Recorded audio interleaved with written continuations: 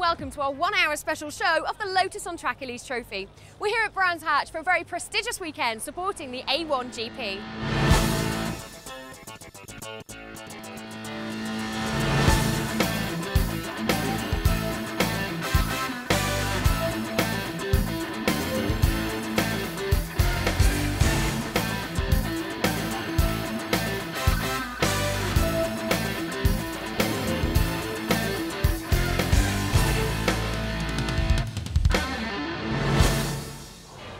This is one of the biggest events of the year here at Brands Hatch, and the Lotus on Track Elise Trophy have been chosen as one of the support races.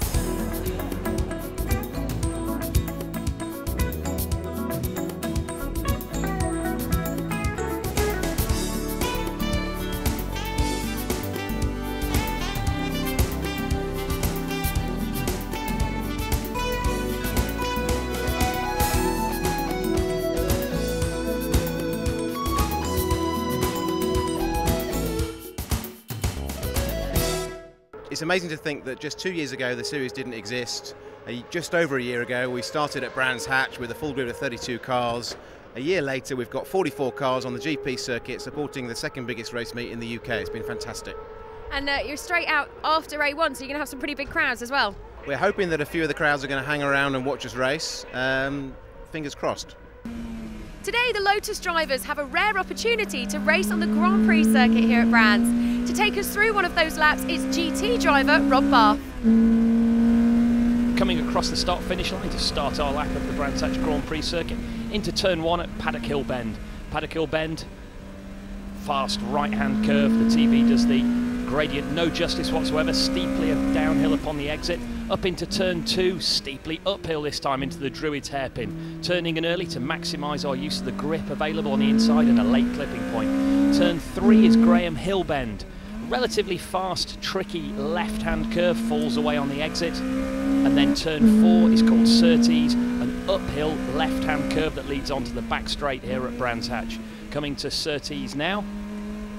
Bringing the car in towards that late clipping point. Traction always difficult upon the exit. And then once again the gradient falls away on the exit, steeply downhill down the back straight, and then into the two of the fastest right-handers you'll ever come across. The first is Hawthorne, taking off the minimal amount of speed. The second is Westfield, slightly slower than Hawthorne, but still nonetheless a real challenge. Out of Hawthorne's, the next corners we come to are Sheen curve and then Stirling. Sheen used to be Dingledale chicane, it's now a blind right-hander as you can see. And then into Stirling's, a banked 90-degree left-hand corner, fabulous coming down through the trees here. And then a relatively short straight before we arrive at Clearways. Clearways on the Grand Prix circuit here at Brands Hatch, a very, very fast right-hand curve with a slight crest in the centre. Accurately through here in towards the inside, and again looking for early power to carry as much speed as we can through the final little kink and across the start-finish line. 44 cars are entered into race 1, and as they head out to the track now, let's take a look at the grid. Thanks, Gemma. It's Chris Randall on pole position. He's been the dominant driver in the Lotus on Track Elise Trophy, and he lines up with Andrew Kell alongside him at the front of the grid. Gavin Kirby moving up from Class A to Class B this year is third on the grid ahead of David Skeggs, but all the way through this full field there are drivers to watch, like Paul Quinn, for example, always a front runner in Class A. He starts 13th on the grid. Martin Roberts went well here at the start of the season on the Indy circuit, and then further down the order, Paul Harding, number 69, another quick driver in Class A, and Russ Treasure lines up 30th on the grid with his Class A car this weekend. Now, much further down, you've got Chris Pearson. He will start 38th. We know that he has been a potential front-runner in the past, indeed a winner last year of one of the handicap races. And then starting right at the very back is Sean Bicknell, who had an engine problem in qualifying. He qualified out of session, and he's going to be starting then 43rd on this capacity grid. On board with Andrew Walsh, the winner of the very first Lotus on Track Elise Trophy here on the Indy circuit last year. Gavin Kirby lining up alongside in them. We're about to go racing as the lights go out, away they go. Slow start made by Gavin Kirby, but a good start made by Chris Randall. And Andrew Kell a bit sluggish away as well. That means that David Skeggs has gone round the outside of him, and so as they head towards Paddock Hill Bend for the first time, it's Chris Randall in the lead. Everybody else funneling through. Are they all going to survive the right-hander? Yes, so far so good. Up towards the Hampton Druids. You've got David Skeggs then going up into second place after a good start. Andrew Kell third, and one in the gravel already. That, I'm afraid, is Chris Headlam. The former kart racer, new to car racing this year, is off at just turn 2. So Chris Randall leads, Skeggs is second, Kell third, the recovering Gavin Kirby is fourth as they come out of Graham Hill Bend and along Cooper Straight for the first time. Now is the fabulous Grand Prix circuit in use this weekend. That's going to be a real test of many of them as the cars will funnel their way into the left-hander and now make their way out onto the Grand Prix part of the circuit. Steve Williams, number 18, coming under pressure. Paul Quinn goes through, the rest of the field all file through. It's great to see 44 cars here, plus reserves indeed this weekend, as now up on the inside for second place goes Andrew Kell. He's gone through on the inside of Skeggs, and this is Gavin Kirby's view. He comes now through Hawthorns. Along the short straight up towards Westfield, Kirby makes a move on the inside there. He's going to go through to third. Is at the expense of David Skeggs. The two absolutely side by side, but David Skeggs just hangs on to the place there. Right in his wheel tracks now is Gavin Kirby, and this little battle means that the race leaders are pulling away. Gavin Kirby for the moment stuck there behind David Skeggs, and then in fifth place you've got Andrew Walsh. They turn their way now through the left of Stirling's and drop down towards Clark Curve. On board with Walsh now. Under the bridge, into Clark Curve. Chris Randall leading then. Andrew Kell second. In third, you've got David Skeggs, and the rest of the field will file through. Chris Randall's advantage at the end of lap 1, though, is a massive one. It's a 20-minute race, and the rest of them are going to be lucky, I think, to see him again before the podium. Across the line they go. Andrew Walsh there having to defend at the moment because he's got Mark Gooday tucked up behind him through Paddock Hill Bend. There you can see Gavin Kirby now. You're on board with him right on the tail of David Skeggs, but there's a yellow flag ahead as they go up towards Druids. That's because of Chris Headlam's car. Well, there's a change of place anyway because Gavin Kirby goes through on the inside. Not necessarily sure that's going to be the ideal way of achieving that position. The race director may have raised eyebrows about that, but David Skeggs certainly has lost his place, and now look, he's under pressure as well because Andrew Walsh is right on his tail. Andrew Walsh, the Welshman, the high-performance driving instructor, right on the tail of Skeggs now as they go to the left at Surtees. Remember that Chris Randall leads, that man Andrew Kell second, third then Gavin Kirby, and the fight's on for fourth and fifth. David Skeggs just at the moment being able to keep Andrew Walsh at bay. Sixth is Mark Gooday, and then the rest of the field power down towards the right at Hawthorns. There's Chris Randall. He knows his way round this circuit very well.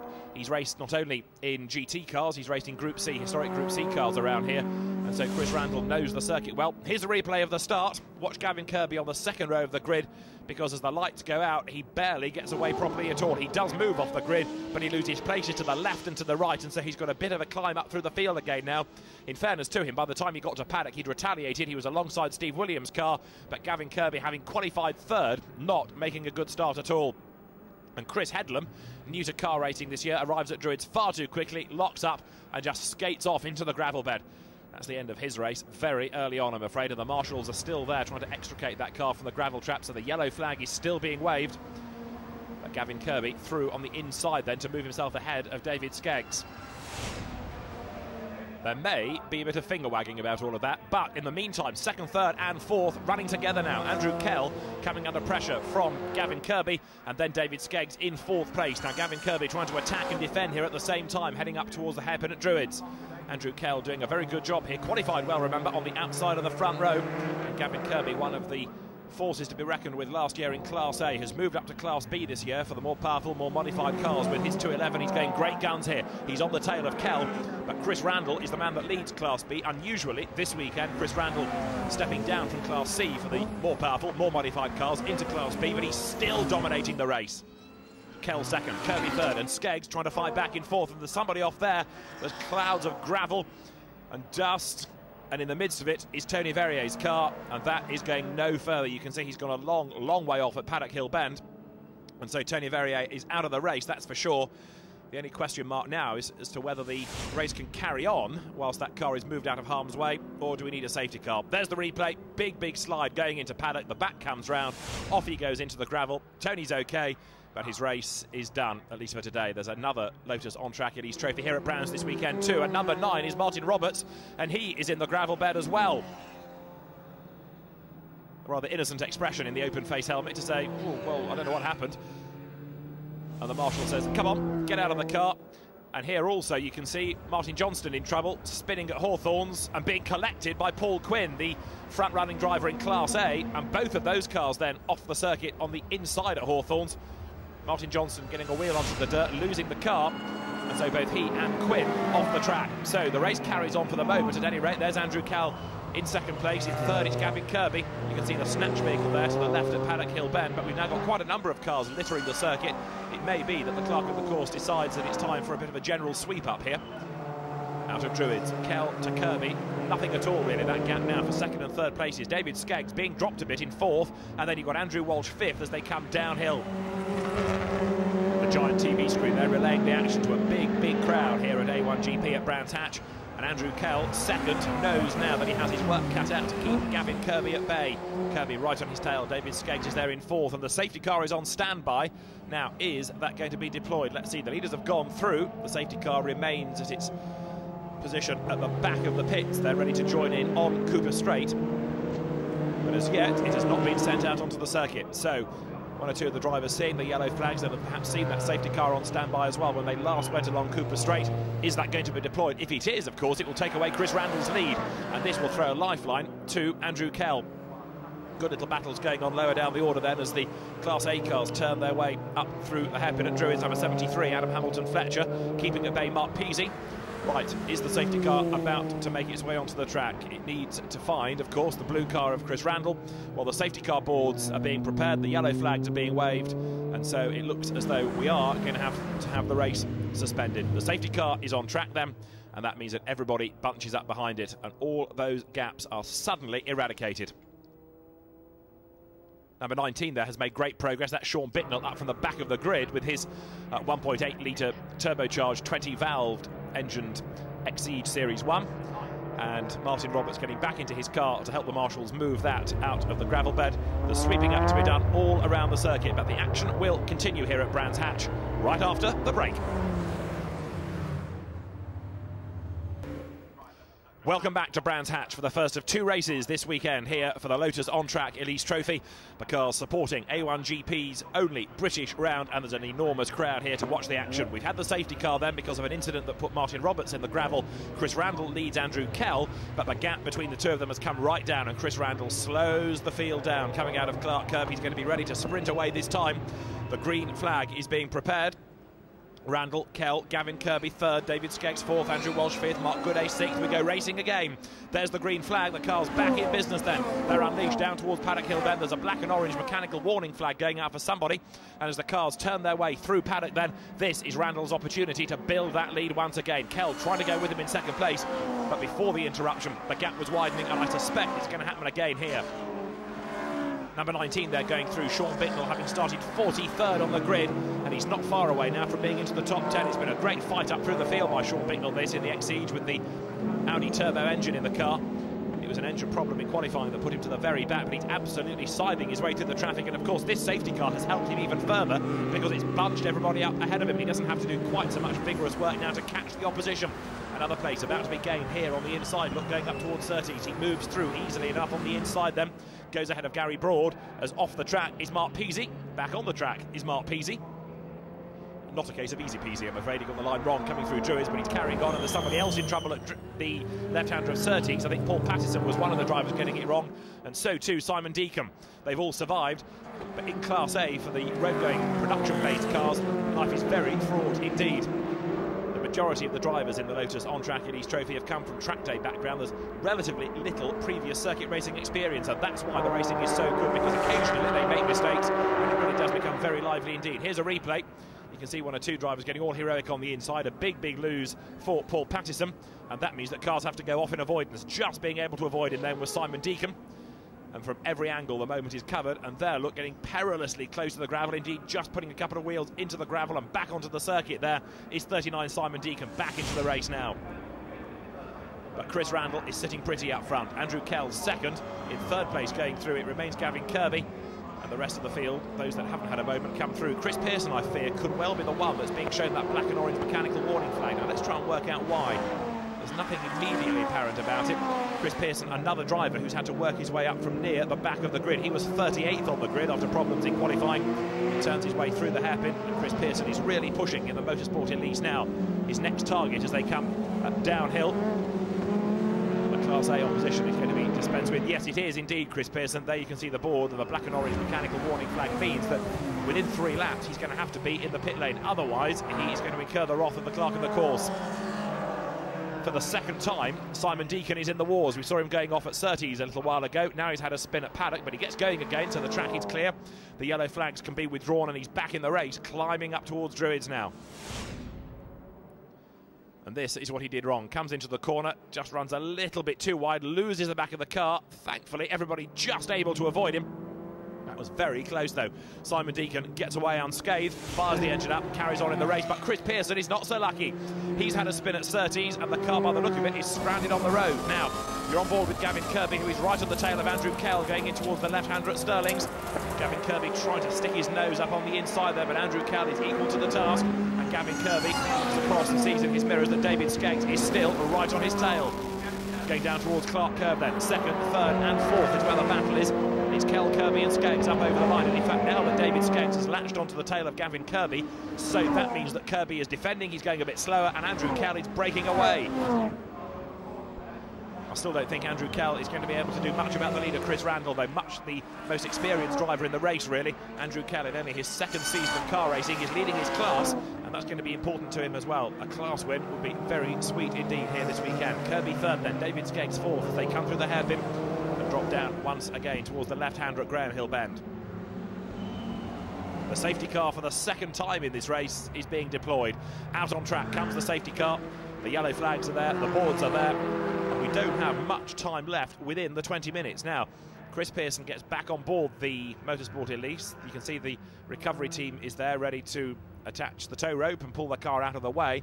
Everybody else slowly making their way past, but all of these laps do count within the 20-minute duration. So frustrating for the likes of Gavin Kirby, denied an opportunity to try to put a move on Andrew Kell. Good news, though, this for Andrew Kell, because if we have very few racing laps left at the very end of the safety car period, it's less time for him to have to worry about defending. Indeed, he's probably one of the few people that wants the race to end under the safety car. Right, Chris Pearson's car should now be able to be moved off the circuit. Let's just see, you can see the ropes attached to it. And Chris Pearson wriggles around in the cockpit, gets himself in equivalent of the passenger seat, puts the wiper on, and steers randomly as the car comes off the circuit. Right, so the track is now clear. We should be in business this time as soon as the clerk of the course is happy that that car is in a safer place. Very frustrating, though, that for Chris Pearson, one of the quicker drivers within Class B, and he had been doing a good job getting his way up the order. So he can hop out of the car. And in a moment or two, then we ought to be back in business. That car running in Class B, the class in the championship, sponsored by Buildbase. Each of the classes this year get a separate backer. Lamborghini sponsoring Class C and still sponsoring Class A, which is still numerically the strongest class. The lights are out on top of the safety car. That means that we're going to go back to racing this time, but I think we're only going to get about one lap in before the very end here. These two safety car periods have really eaten into the 20 minutes, so Chris Randall only has one more lap to go between him and the checkered flag.